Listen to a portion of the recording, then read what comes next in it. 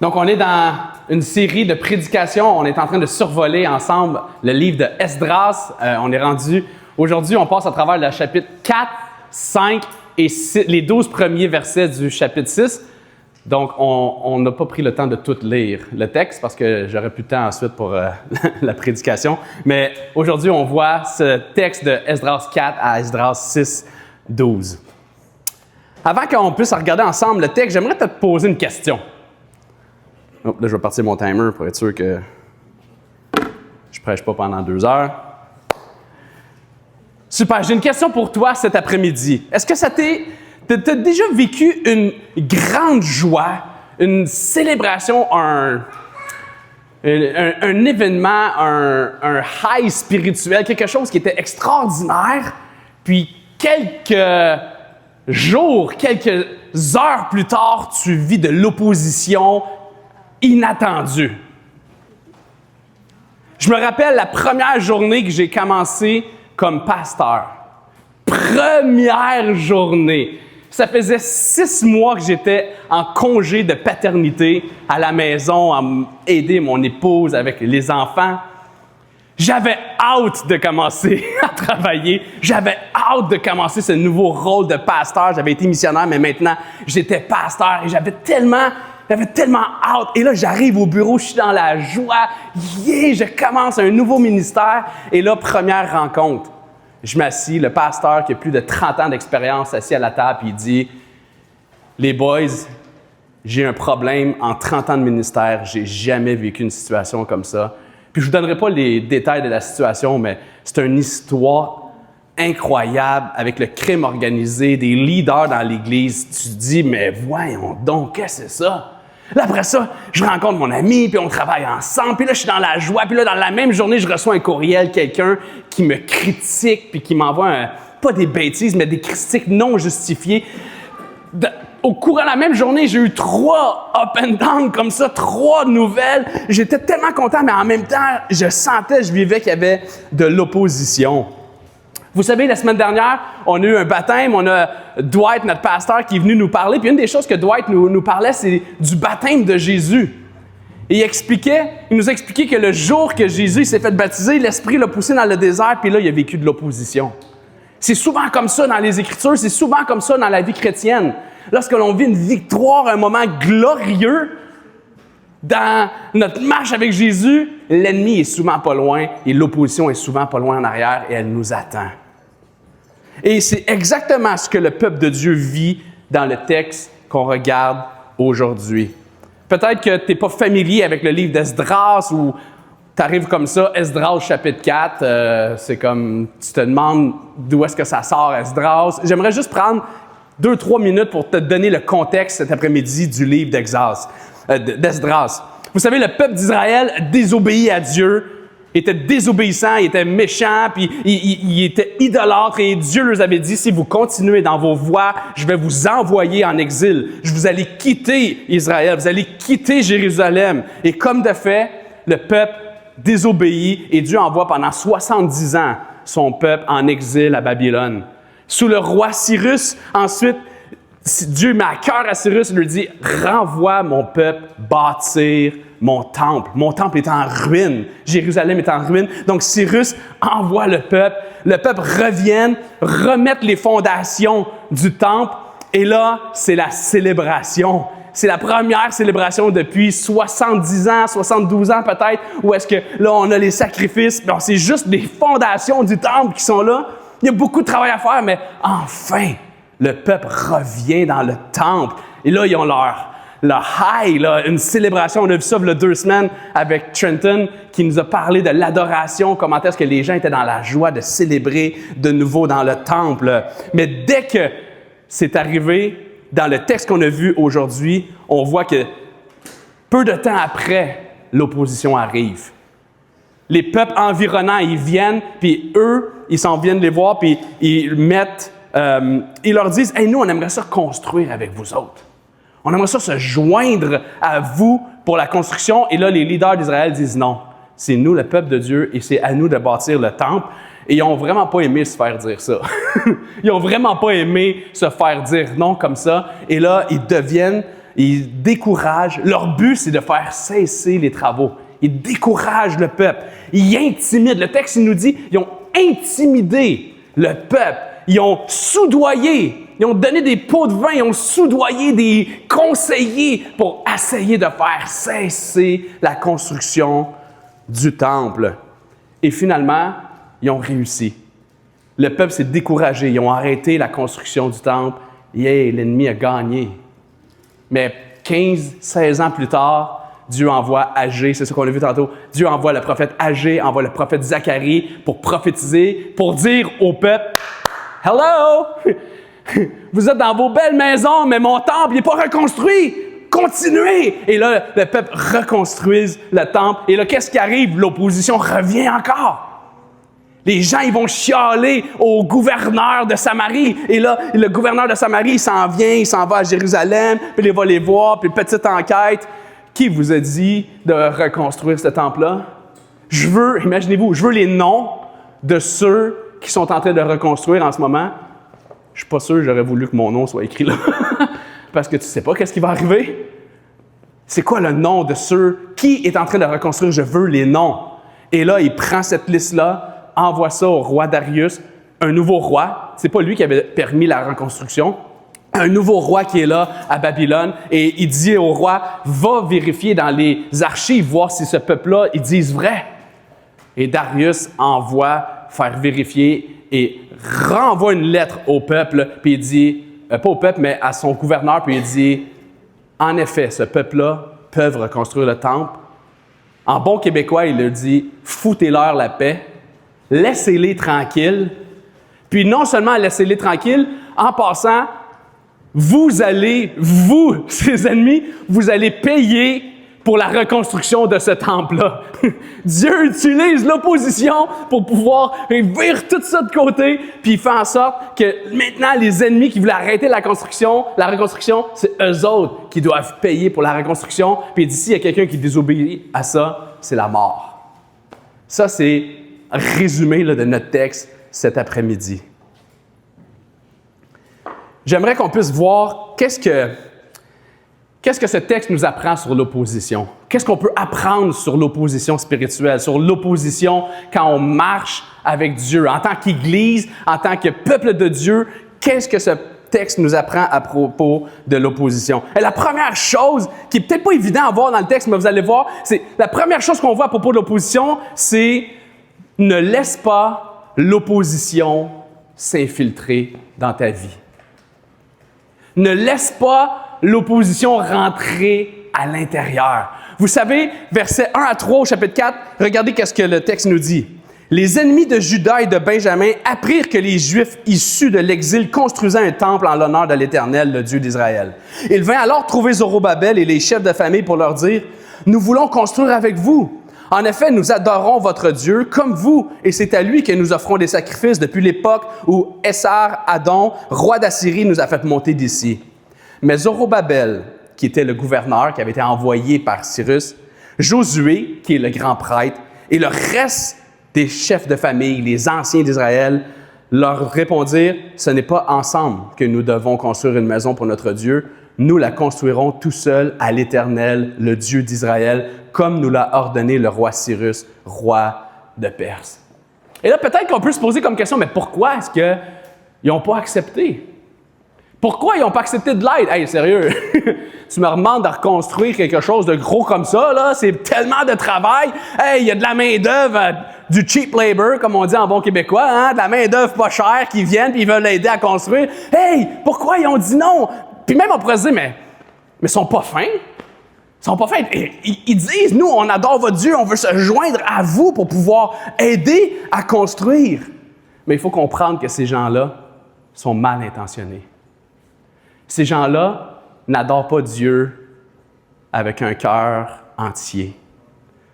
On lit on n'a pas le temps de le lire, mais on voit dans 2 Rois au chapitre 17 que lorsque le peuple a été envoyé en exil, là, il y avait des villes en Samarie qui n'avaient plus d'habitants. Donc, le roi de Babylone a envoyé des habitants de Babylone vivre dans ces villes-là. Et 2 Rois 17 nous dit que c'était vraiment spécial. Les lions attaquaient les gens, ils mourraient. Fait que là, ils ont ils ont réalisé, hey, on n'est pas en train d'adorer le Dieu de cette région-là. Donc là, le roi, à ce moment-là, il a trouvé un prêtre d'Israël, il a dit, hey, va leur enseigner comment adorer votre Dieu, parce que là, ça fonctionne pas là-bas, là. Les lions, ils mangent les gens, puis ça va pas bien. Donc là, il y a un des prêtres qui se joint, puis qui s'en va leur montrer comment adorer Dieu. Mais le texte nous dit que ces gens-là adorèrent Dieu, mais avec un cœur partagé. Oui, ils ont commencé à adorer Dieu, mais ils continuaient à adorer plein d'autres dieux, même au point qu'ils offraient leurs enfants en sacrifice à certains de leurs dieux. Ce peuple-là faisait exactement ce pourquoi Israël avait été déporté et envoyé en exil. Les leaders ont laissé l'opposition en dehors de leur mur. Les leaders d'Israël, lorsque ces gens-là sont venus, ils ont eu le discernement de dire « Non, nous ne laisserons pas. Nous ne laisserons pas ce qui nous a amenés en exil rentrer de nouveau à l'intérieur des murs. » à l'intérieur du peuple, venir à l'intérieur. Les leaders ont laissé l'opposition en dehors des 4 murs. Imaginez s'ils avaient laissé ces gens-là entrer, les aider à construire. Ça aurait été la catastrophe. Ça aurait été incroyable. Ces gens-là étaient méchants, ils n'aimaient pas l'Éternel. Ils ont tout fait après pour décourager le peuple. Si les leaders les avaient laissés entrer à l'intérieur pour les aider à construire, ça aurait pu être une grande catastrophe. Maintenant, voici ce que je veux te dire.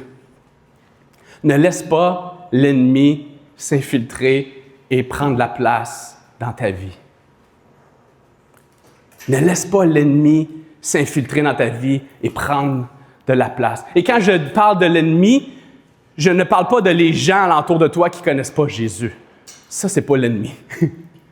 La Bible, elle nous dit dans Éphésiens 6, Paul il dit à Éphésiens 6, il dit « Revêtez-vous de toutes les armes de Dieu afin de pouvoir tenir ferme contre les manœuvres du diable. » En effet, ce n'est pas contre l'homme que nous avons à lutter, mais contre les puissances, contre les autorités, contre les souverains de ce monde de ténèbres, contre les esprits du mal dans les lieux célestes. Ça, c'est notre ennemi. Les gens alentour de nous, c'est pas notre ennemi.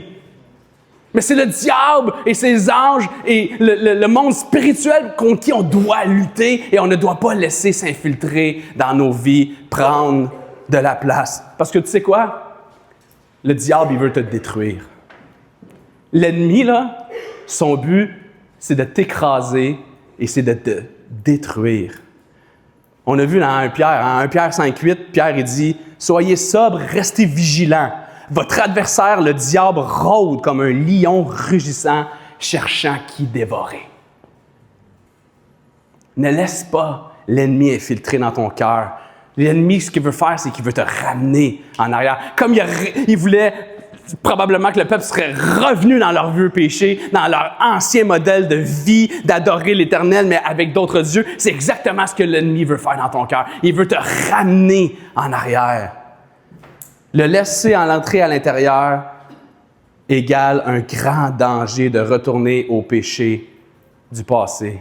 Ne laisse pas de place dans ton cœur pour le compromis. Je ne sais pas si ça t'arrive, peut-être que tu luttes ces temps-ci avec certaines tentations, certains péchés, certaines idoles, où est-ce que tu dis « Ah, il me semble que je serais tellement mieux de retourner à telle idole. » Je ne sais pas c'est quoi les compromis que le diable essaie de t'amener. C'est quoi les faux dieux dans lesquels il essaie de t'amener? Peut-être que c'est le dieu de l'argent. Peut-être que c'est le dieu de la sécurité. Peut-être que c'est le dieu de l'approbation des gens alentour de toi, puis il veut t'amener à faire des compromis dans ton cœur pour t'éloigner de Jésus. Laisse pas l'ennemi s'infiltrer dans ton cœur. Laisse pas l'ennemi s'infiltrer dans ta vie. Mais le texte, il ne parle pas juste à des individus. Même à vrai dire, le texte d'aujourd'hui, il s'adresse on parle au peuple d'Israël. Le texte s'adresse au peuple d'Israël. Et non seulement on ne devrait pas personnellement dans nos vies laisser l'ennemi s'infiltrer, puis on doit être vigilant, mais nous, ensemble, en tant que peuple de Dieu, nous devons faire attention à ne pas laisser l'ennemi s'infiltrer dans notre Église, de venir ruiner le témoignage, de venir ruiner la mission de Dieu dans notre Église. Une des responsabilités de nous les pasteurs, de moi, Jacques, NC, l'équipe pastorale ici, c'est de surveiller le troupeau. C'est de vous surveiller, de surveiller qui vient dans l'Église, parce que Paul il nous a dit, il y a des loups. Combien de fois Paul il parle aux gens puis il dit il y a des loups qui vont essayer de rentrer dans l'Église puis ils vont vouloir détruire, ils vont vouloir changer l'Évangile, ils vont vouloir changer des choses pour éloigner les gens de Jésus. Soyez vigilants, gang. Et une de nos responsabilités en tant que pasteur, en tant que leader à l'Église ici, c'est de prendre soin du troupeau, de veiller sur le troupeau. Et la raison pourquoi je vous dis ça aujourd'hui, c'est qu'on a besoin de discernement. Priez pour vos leaders. Priez pour vos pasteurs. Priez pour nous. Nous, quand on voit quelqu'un arriver, on est dans la joie de voir les gens arriver, mais en même temps, on veut s'assurer que ces gens-là, ils ne viendront pas détruire le travail que l'Éternel est en train de faire ici, au milieu de notre Église. Première chose que ce texte nous apprend à propos de l'opposition, c'est de ne pas laisser l'opposition s'infiltrer dans nos vies, dans notre Église. Deuxième chose qu'on voit, qu'on apprend sur l'opposition dans ce texte, puis que je trouve qu'il est quand même extraordinaire et d'après moi, selon mon étude, mon exégèse de ce texte, c'est vraiment le verset central dans notre texte aujourd'hui, c'est ceci. Dieu veille sur son peuple lorsqu'il vit l'opposition. Dieu, même quand tu es à travers l'opposition, Dieu il veille sur toi. Dieu, il prend soin de toi. Dieu est là. Vous voyez, le gouverneur, il vient rencontrer le peuple quand il se rend compte qu'ils ont repris les travaux. Et il vient prendre le nom de ceux qui sont là. Puis là, il envoie une lettre. Et qu'est-ce que le texte il nous dit au chapitre 5, verset 5? Mais Dieu veillait sur les responsables des Juifs et on ne les obligeait pas à interrompre leurs travaux. Dieu, même s'il y avait de l'opposition, il veillait sur son peuple. Le texte original ou les versions qui sont plus littérales de notre texte, il dit ceci. Mais l'œil de Dieu veillait sur les anciens des Juifs. L'œil de Dieu, le regard de Dieu. Dieu, il est là, il observe et il veille et il prend soin de son peuple. Et c'est exactement ce que Dieu il fait avec nous. Dieu est là, il nous regarde, il veille sur nous. On a un protecteur, on a quelqu'un qui est là, qui veille sur nous, qui monte la garde pour nous. Dieu, il veille sur son peuple. Dieu n'est pas quelqu'un qui veille puis qui est distrait, quelqu'un qui veille puis qui est fatigué. Vous savez, je vous l'ai souvent dit là, que j'étais dans l'infanterie dans mon jeune temps, quand j'étais en forme et j'avais 17 ans, j'étais dans l'infanterie. Et une chose qu'on a quand on est dans les cadets ou dans l'infanterie, surtout dans l'armée, c'est durant la nuit, on est dans nos tranchées ou on dort dans nos abris. Puis il y a toujours une ou deux personnes qui font la garde. Il y a toujours deux personnes qui montent la garde. Puis vous savez, quand tu montes la garde, c'est vraiment pas facile parce que dans l'armée, bon, qu'est-ce que tu vois dans les films, là? Ben, ça ressemble à ça pour vrai, OK? Tu cours, tu rentres dans la boîte, tu fais des exercices. Le soir, tu es complètement exténué. Tu veux juste te reposer. Puis là, on te dit, OK, Jonathan, c'est ton tour de garde. Ah, ouais, là, tu es là avec ton arme. Puis je vous dis combien de fois je suis là. Puis là, je regarde en avant. Puis vous savez, la nuit, là, tout devient bizarre. Puis là, je me rappelle, là, des fois, je suis là, puis je monte la garde, puis je regarde en avant. Puis là, il y a comme juste un arbuste. Puis là, je regarde, puis je suis comme, hey, c'est pas un arbuste, ça. Ça, c'est un ennemi. C'est une patrouille ennemie. Ah ouais, là, tu vois la forme de la personne. Puis là, tu te frottes les yeux. Ah non, c'est pas juste une patrouille, là. C'est un peloton complet, là. Là, t'es fatigué! Puis là, t'es comme, faut-tu que je sonne l'alarme? Faut pas que je sonne l'alarme? Mais t'es exténué, t'as besoin de repos, t'es faible. Puis la pire chose que tu peux faire sur un tour de garde, puis quand ça t'arrive, t'es vraiment dans le trouble, c'est de t'endormir. Les gars qui s'endorment sur leur tour de garde, le caporal-chef, quand il épogne, ils passent un mauvais temps. Ils se font engueuler, ils vont payer pour. Pourquoi? Parce que c'est la vie de tout ton peloton qui dépend de ta veille, de ta garde.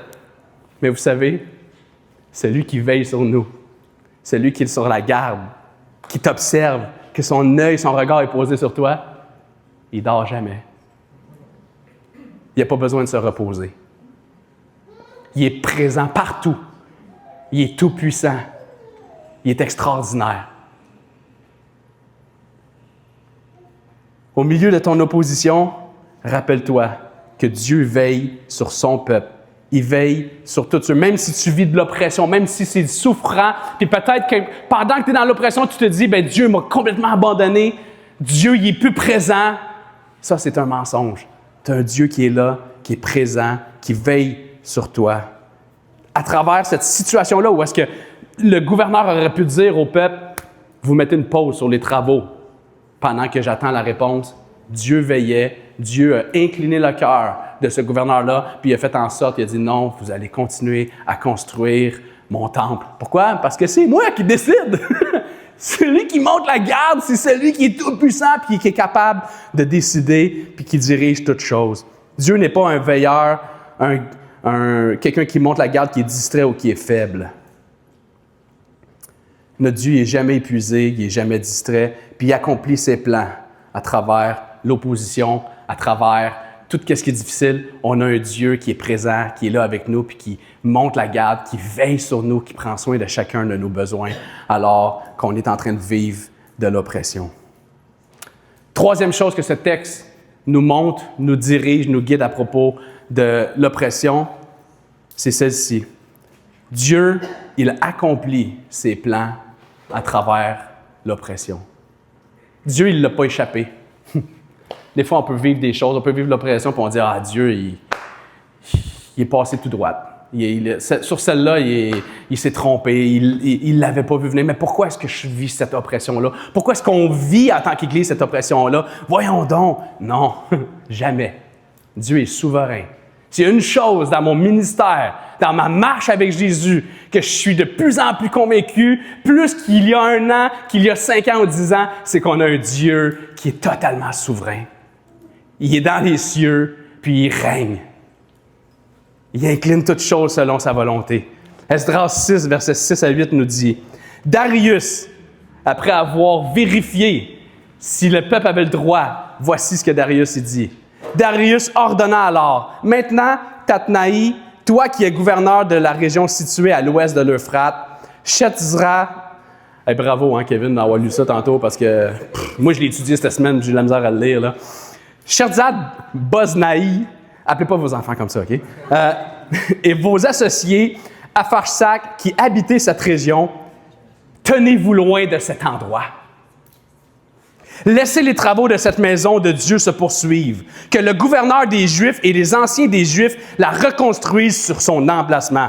Voici l'ordre que je donne concernant la manière dont vous devez vous comporter envers ces anciens des Juifs pour la construction de cette maison de Dieu. On prendra sur les biens du roi provenant des taxes de la région située à l'ouest de l'Euphrate pour rembourser exactement les frais de ces hommes. Le roi Darius, après avoir fait les vérifications, il revient et il dit, vous allez les laisser tranquilles, et non seulement vous allez les laisser tranquilles, vous allez, à travers vos taxes, vous assurer qu'ils manqueront de rien pour bâtir le temple. Puis là, on pourrait continuer. Il va en détail, les animaux pour les sacrifices. Vous allez à tous les jours, il dit, jour après jour, vous allez pourvoir à ce qu'il faut pour que ce temple-là, il puisse rouler à ma gloire. Ça, c'est notre Dieu. Ça faisait partie du plan de Dieu. Dieu, il est incroyable. Les gens, ils sont là, ils vivent l'opposition, puis Dieu fait « Wait a minute! Attendez de voir qu'est-ce que je vais faire! » Personne n'aurait pu prédire ça. Zorobabel, hein, Josué, les chefs du peuple, n'auraient jamais pu... Eux autres, ils devaient se dire « On est cuits. Encore, on va devoir cesser. On va encore avoir de l'opposition. » La lettre arrive. Wow! Ça l'a complètement changé. Là, c'est complètement l'inverse. Le plan de Dieu pour le peuple était qu'il retourne à Jérusalem et qu'il reconstruise le temple et qu'il rétablisse son peuple. Et c'est exactement ce que Dieu y fait ici. Et il se sert de cette opposition. Il a planifié cette opposition-là pour arriver à ses fins, pour que son plan puisse être exécuté et arriver parmi son peuple. C'est exactement ce qu'il fait. Dieu accomplit son plan pour la reconstruction du temple. Ah! C'est certainement pas la manière que le peuple le pensait. Je pense pas qu'il y a personne en Israël cette journée-là qui a dit « Hey, ils vont envoyer la lettre, puis quand ils vont revenir, ben là, hey, il va faire en sorte qu'on va nous laisser tranquilles, puis en plus, ben c'est tous nos ennemis qui vont payer pour la reconstruction du temple. » Personne n'a pu penser à une affaire comme ça. C'est certainement pas la manière qu'ils pensaient que Dieu allait s'y prendre. Peut-être que les anciens même, probablement les anciens du peuple, étaient nerveux, apeurés. Comme moi, j'aurais été nerveux. Moi, j'aurais été sûrement apeuré. Hey, t'imagines, le gouverneur arrive, puis là, il voit les travaux, il fait comme « time out, on arrête tout ». Mais qu'est-ce que vous faites là? Qui vous a dit de faire ça? C'est quoi son nom? Qui vous a donné l'autorisation de reconstruire? Je veux des noms. Je ne sais pas s'il y avait des mouches qui volaient dans ce temps-là, dans ce coin-là, mais s'il y en avait, c'est certain qu'on aurait pu les entendre. Ça devait être tendu. Est-ce que ça t'est déjà arrivé de faire quelque chose, d'agir, de faire quelque chose, puis ensuite, publiquement, ton professeur ou une autorité arrive et dit « Qui a fait ça? Okay. Qui a fait telle chose? » Moi, je me rappelle, bon, c'était pas glorieux ce que j'avais fait. J'étais à l'école biblique, puis j'étais jeune et j'aimais faire des pranks. On aimait faire des coups. Puis là, pendant la nuit, on est filmé, hein? Pendant la nuit, je n'aimerais pas mon coloc, mais mon roommate, qui est un pasteur aujourd'hui, hein? Les deux, on se met notre alarme, on se réveille à comme 2-3 heures du matin. On n'a rien fait de mal, là, mais on se réveille, on enfreint un peu les règles. On sort de notre chambre en cachette, on s'en va dans les bureaux administratifs, on prend les clés d'un des véhicules de l'école biblique, puis on prend le véhicule puis on s'en va le stationner, mais en plein milieu du nowhere, là, en plein milieu du terrain où est-ce qu'il devrait vraiment rien avoir là. Puis j'y repense aujourd'hui, c'est même pas drôle, là. Mais en tout cas, mais non, on trouvait ça vraiment drôle, puis on prend les clés, puis on va resserrer les clés, puis on va se recoucher, puis on se rendort, puis on trouvait ça drôle, on se dit « Hey, demain matin, ils vont se lever, ils vont se demander qui a fait ça? » On n'a pas pensé qu'ils le demanderaient pour vrai, là. Puis là, on est assis dans la salle de classe, puis là, un des leaders arrive en avant, puis il dit « Ouais, il y a du monde qui se sont amusés cette nuit. Il y a du monde qui ont mis le Jeep en plein milieu du terrain. J'aimerais ça savoir c'est qui. » Hey, là, t'as un silence, toi, dans la classe. Là, puis là, t'es comme... Puis là, je vois mon coloc commencer à lever la main. Là, les deux, on lève notre main comme ça. Puis là, il dit « Vous viendrez me voir. » Mais là, il n'a pas été vraiment cool avec nous autres. C'était vendredi après-midi. Il dit « Viendrez me voir lundi. Faut que je vous parle. » Aïe, aïe, aïe. On a passé... Finalement, il ne nous a pas chicanés. Même, il nous a joué un tour. Je vous conterai ça une autre fois. Mais juste pour vous dire, quand tu es assis là, puis il y a quelqu'un qui dit « Je veux ton nom. » Qui a fait ça? C'est clair que les anciens qui étaient là, eux autres, ils avaient bien agi, là. Ils étaient comme, mais ça va être quoi la conséquence des gestes qu'on a faits? Est-ce qu'on va continuer à avoir de la persécution? Est-ce qu'on va se faire encore oppresser? Est-ce qu'on va encore souffrir? Est-ce qu'on va encore avoir de la pression? C'est exactement ce qui leur arrive. Mais Dieu, qu'est-ce qu'il fait? Il change complètement la situation. Non seulement il change complètement la situation, ça vire complètement de bord. Les oppresseurs, ceux qui sont pleins de confiance, qui accusent le peuple, qui veulent faire cesser les travaux, qui se fient sur le roi pour accomplir leur mauvais plan envers le peuple de Dieu, finissent par quoi? C'est eux autres qui deviennent surveillés, qu'on les regarde, qui doivent laisser le peuple tranquille, puis qui doivent pourvoir aux besoins de la reconstruction du peuple. Hein? Les leaders du peuple qui sont sur le qui-vive, qui subissent l'oppression, ils passent d'oppressés à des gens qui sont sécurisés et protégés par leur roi, puis leurs besoins monétaires, matériels sera fournis par leur ennemi. Je ne sais pas comment que vous trouvez l'ironie, là, mais moi, là, quand je lis ça, je suis comme, Dieu, il est incroyable. Il y a juste lui pour faire des plans extraordinaires comme ça, pour confondre les gens. Là, on a un Dieu qui est extraordinaire, qui est souverain. Donc, quand on vit de l'opposition, au lieu de... Comme ma tendance naturelle, moi, c'est de me retourner puis de chialer, puis là, je mérite pas ça. J'aurais plutôt m'arrêter et dire, mais qu'est-ce que Dieu est en train de faire? Qu'est-ce que Dieu... D'être excité de voir, mais qu'est-ce que Dieu va faire à travers qu'est-ce qui est en train d'arriver? Parce que notre Dieu, qui est souverain, qui règne dans le ciel, il sait qu'est-ce qu'il est en train de faire.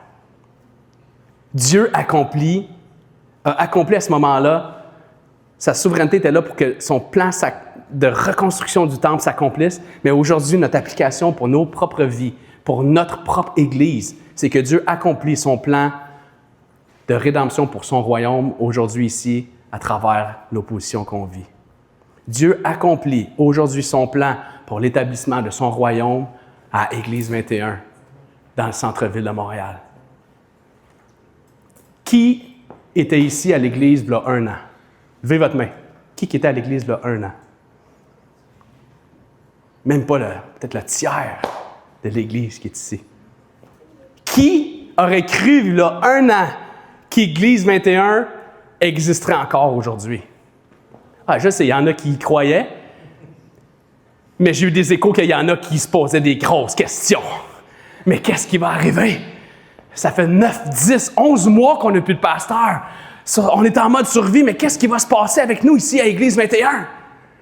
Mais qu'est-ce qui va arriver? Est-ce qu'on va devoir fermer? Plusieurs se demandaient si l'Église allait encore être là aujourd'hui. Qui, il y a 1 an, aurait cru qu'Église 21 aurait un groupe jeunesse d'adolescents aujourd'hui? Et moi, quand je suis arrivé en janvier, jamais j'aurais cru ça. On est arrivé, il y avait Annabelle. Puis là, j'ai amené mes 2 filles, puis on était comme, bon, on est 3. On va aller avec une autre église pour faire la jeunesse. On n'a même pas eu le temps de se rendre là. Dieu nous a envoyé plusieurs familles, puis on est rendu avec un groupe jeunesse à l'église ici. Qui, il y a 1 an, aurait cru que l'assistance de notre église allait presque doubler? Pas grand monde. C'est certain que ceux qui étaient là il y a 1 an n'auraient pas imaginé voir qu'est-ce que Dieu allait faire. Mais vous savez quoi? Dieu le savait, lui. Dieu était parfaitement au courant. Parfois, on ne comprend pas pourquoi on passe des temps difficiles. On ne comprend pas pourquoi notre Église passe par des temps d'opposition, passe par des temps de souffrance, par des temps où est-ce que c'est difficile.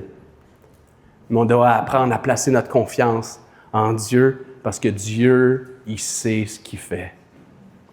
Dieu, il sait ce qu'il fait. Prenons courage et obéissons. Continuons à faire ce que Dieu nous demande de faire. Dieu nous a placés ici. Moi, là, vous savez ce que je viens de vous dire là? Ce qui m'encourage le plus, c'est que Dieu, il avait un plan, puis si on est ici en ce moment, là, c'est parce qu'il y a quelque chose à faire dans le centre-ville de Montréal. Il y a quelque chose à faire avec notre assemblée. Il y a quelque chose, il veut aller atteindre les gens qui sont là au bord de la rue. Il n'a pas fini, l'histoire n'est pas finie avec Église 21. Dieu, il a un plan avec nous autres. Puis on doit prendre courage, puis on doit obéir, puis on doit continuer à partager l'Évangile aux gens alentour de nous pour que dans 1 an, on puisse regarder, puis on puisse... Je repose la même question. J'aimerais ça reposer la même question dans 1 an. Qui était ici il y a 1 an?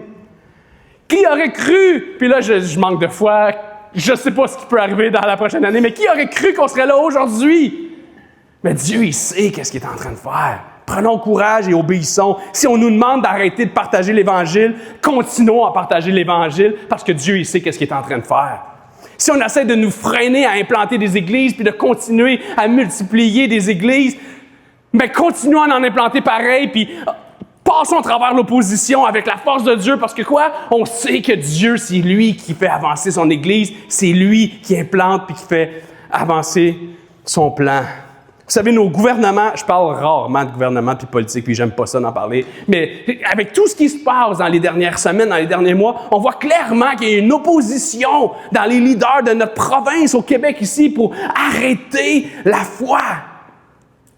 Ils veulent stopper, on vit une opposition comme on n'a jamais vécu dans les dernières années.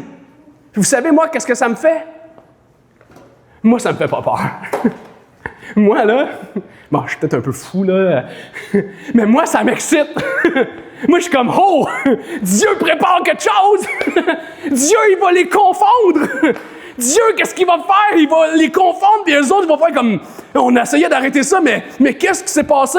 Puis Dieu va prendre la situation, puis il va changer ça, puis il y a des gens qui vont venir à l'Évangile. On voit des milliers de jeunes, on voit des centaines de jeunes venir à Jésus. Chaque fois que je parle avec un pasteur dans les derniers temps, il me raconte des histoires abracadabrantes.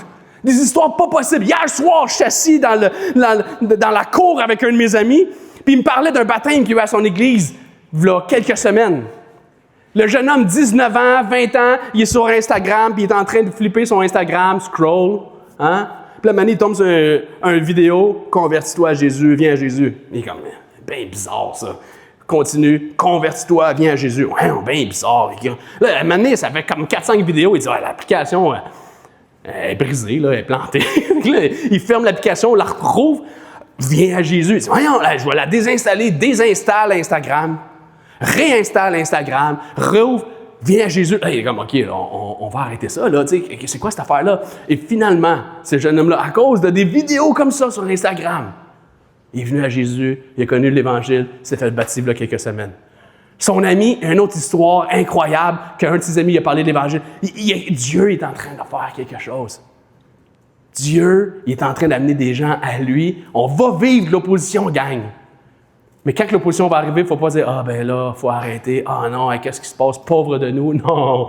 Quand l'opposition arrive, disons-nous « Qu'est-ce que Dieu est en train de faire? Moi, je veux participer à ça. Je veux embarquer là-dedans. Je veux faire partie de ce que Dieu est en train de faire ici, dans le centre-ville, à Montréal. » Dieu va les confondre.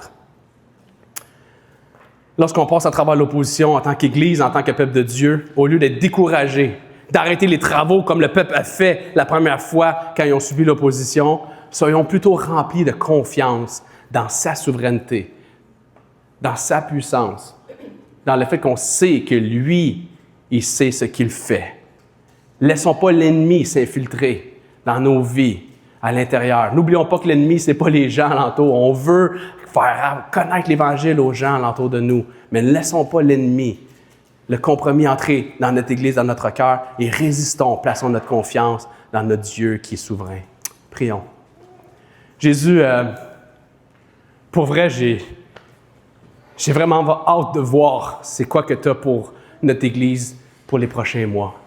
J'ai hâte de voir qu'est-ce que tu as pour notre ville pour les prochains mois, parce que Jésus, il n'y a pas juste Église 21 à Montréal. Jésus, je te prie, je te supplie d'amener des gens à toi. Jésus, même si on vit de l'opposition, même si on trouve ça difficile, aide-nous, Seigneur, à te faire confiance. Aide-nous à te faire confiance comme ces chefs du peuple ont fait confiance et ont été donnés leur nom, puis ont dit, c'est nous qui avons donné l'ordre de continuer la construction parce que c'est ce qu'on nous avait dit qu'on pouvait faire.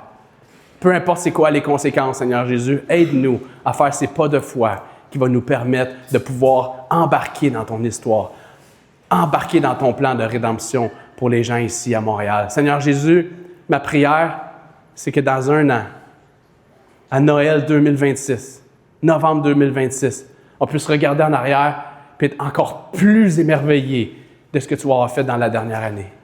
Seigneur, on est tellement reconnaissant pour ce que tu as fait dans la dernière année dans notre Église. Merci pour toutes ces familles que tu nous as envoyées. Merci, Seigneur Jésus, pour le nouveau lieu de rassemblement qu'on a ici. Merci pour ta provision, Seigneur. Merci pour chaque personne. C'est toi qui as fait ça, Seigneur Jésus. Et par la foi, on veut te dire merci pour ce que tu vas faire dans la prochaine année. Amen.